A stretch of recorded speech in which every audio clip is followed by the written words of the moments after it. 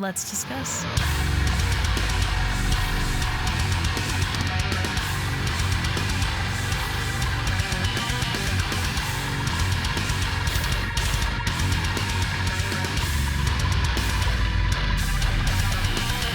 Hey everyone, it's Rachel back again with another video, and today I will be checking out a new single from Casey. They sent out an email.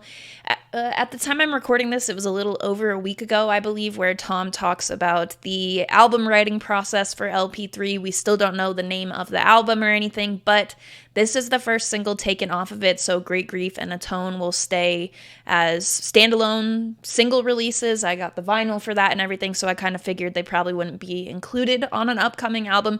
But anyway, Casey is a band that broke up and then got back together at the end of last year. They released Great Grief last year with the announcement that they were back, and then Atone came out in the very beginning of this year. So now we're moving forward, more new Casey. This is called Puncture Wounds to Heaven, and I'm extremely excited to check it out. Casey is one of my all-time favorite bands, so of course the excitement is there. I will link all of their social media, the visualizer or music video I'll be using in the reaction portion of this. All of that support link type stuff will be in the description of this video.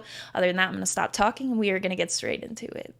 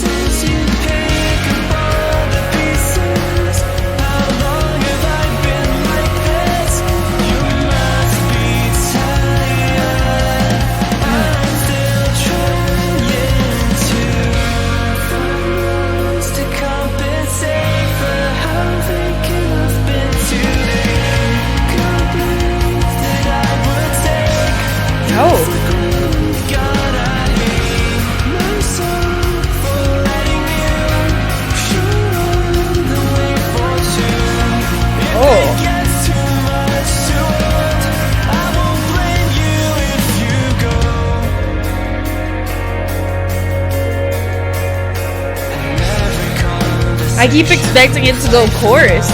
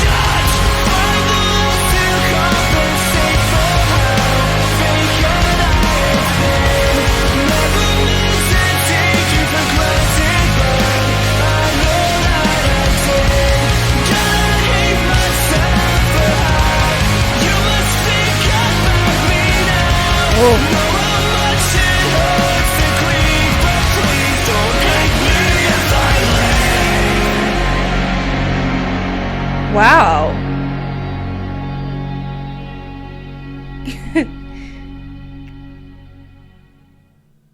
Casey, Puncture Wounds to Heaven. Let's discuss. Another Casey track that for me will go directly on to repeat. I think with this song, it has a little bit of a difference in where my attention is lying. With Great Grief, the chorus on that track is like one of my favorites that they've done, and they have done some huge choruses too, so that's not something to be taken lightly or anything like that. Atone was, I think, the heavier of the two tracks. It was very heavy on the screaming part of things, but still had like that same draw for me as Great Grief, although Great Grief is definitely my favorite of the 2 singles.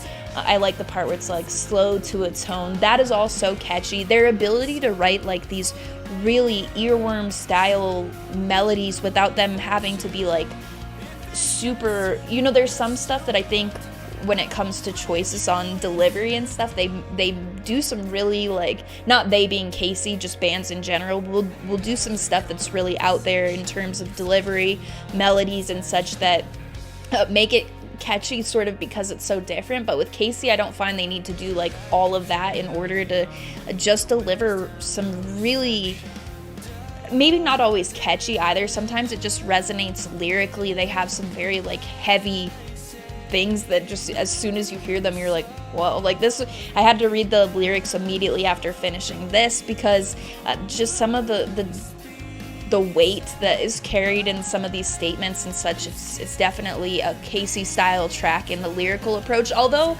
I do think if you look at like their first releases, their very first songs, and then kind of look at what they've done with Great Grief, Atone, and now Puncture Wounds to Heaven, it does feel like a progression to get them to this point. Obviously, with the albums Love Is Not Enough and Where I Go When I Am Sleeping, each one feels sort of different, and like they flow very well. So Love Is Not Enough tracks to me feel very different than Where I Go When I Am Sleeping, and each album sort of had somewhat of a theme to it. I think Casey does tend to write about stuff that's like relationship related, whether that, I know I'm not talking about just a romantic relationship, but your mental health affecting the people around you. There's obviously lyrics that are related to family relationships too, not just, I don't want it to be taken as like romantic way, because it's just how your mental health and the way that it affects you, it also kind of bleeds over to affecting those around you and stuff. That's something I've seen throughout their lyrics and such. But as soon as they released Great Grief, for me it just felt a little bit of a different perspective lyrically, and kind of like some growth for sure.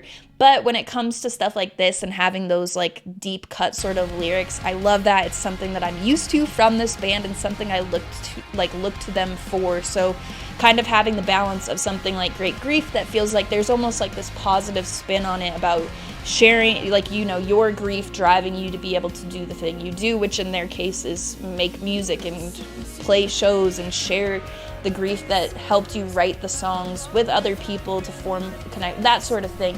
And I'm really curious what LP number 3 will be like overall, because like I mentioned, the album tracks have a feel like which one they belong to when you're listening, even if you're not super familiar with them, or at least that's how I feel and how I've interpreted them. Great Grief and Atone flow together really nicely, although it does feel like they have different sort of moods. Like I mentioned, Atone is a little bit heavier on the screaming and such, and for me, the way that they deliver on the catchiness, some of their melodies, harmonies, it's not a necessity for me typically with Casey to have the screaming, although every song that they've chose to include into like screaming into and such, it feels like it drives further what they've already kind of laid down with the song lyrically and sonically. They have this like big, they're definitely like, put emphasis on the melodic and melodic hardcore, and that's really what drew me to them the most on my first time listening to them, was that more melodic side of them. Though I do love, I love hearing the screams, what kind of thing drives the change from singing to screaming. Usually I'll try to dive into what the lyrics say at that point and stuff, but Casey can definitely do stuff that is just singing and have it be just fine for me, because like I mentioned, the Great Grief chorus, just some of the emotion that's expressed in those parts for this band too, it just works super well for me. But if you pay attention instrumentally to the part of this track where the screaming comes in and such, it just feels very full in that moment, and it does feel like it serves a good purpose. But in terms of the full album, I will be looking for those like earworms. Sometimes they can do like the sorry type of singing, but sometimes it doesn't even necessarily need to be like this big soaring Great Grief chorus style singing from them to just directly go right into my head and stay there. A bunch of words basically to say. It doesn't have to be that big, sorry, flashing chorus for it to be catchy from Casey for me. They have they just have it down. So with this track, I think structure-wise, there kept being these parts where I was like waiting. I think it was, I say kept being, but there was like twice that this happened. I was expecting like that big chorus moment, but it would kind of fall into this like slower, bassy style that threw me for a loop, and it made it not a predictable sounding track at all from this band, because I have listened to their discography in and out many times at this point, but it still to me felt like something I couldn't quite predict, though I knew there would probably be that like delivery that was like the big moment that it grows into, and it did feel like it delivered on that. I still wasn't quite able to predict song structure or anything, so I enjoyed that personally. It made it feel a little bit break the mold type of thing while keeping the Casey sound. It definitely feels like a different chapter for them, though. This feels very different from what they've done previously. Even looking at the standalone singles of Great Grief and Atone, this feels just a little bit different. So I'm even more curious now than I was before. This will go right onto the playlist for me. I love this band, and I feel this is one of the ones that I'm sort of biased about. It would have to be a huge change up for me to be like, and what I would like to see differently about this band that broke up and then got back together and made me super happy by getting back together and releasing more music is, it's just less likely to happen. It would have to be something that I really just didn't click with, in which case I would say something. But the singing on Casey has been a huge draw for me from the beginning, so hearing some of the music that matches that, like that really emotional post-hardcore sound that Casey just nailed down. This feels, like I mentioned though, a little different. So anyway, I'm kind of talking in circles at this point. Onto the playlist this goes. I will play this a bunch of times and keep waiting for more new Casey music. I will of course cover everything on the channel that they do, including the album whenever the announcement time comes and all of that stuff. I will link y'all with the pre-orders and everything, as I usually do. All the rest of Casey's social media, promotional links, anything to support the band can be found in the description of this video.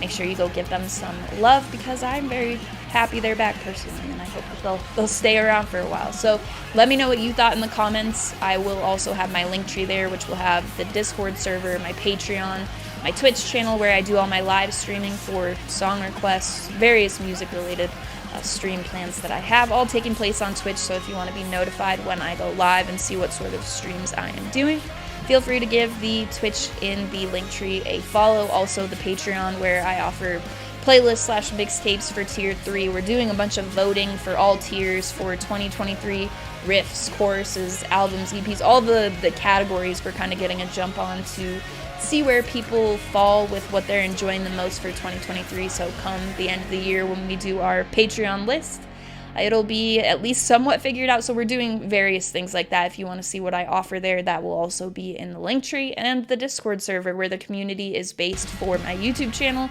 Got a lot of really wonderful people in there, a lot of music lovers talking about music and stuff completely unrelated to music as well. So if you want to check that out, that will be there also. As always, thank you very much for watching. I appreciate it.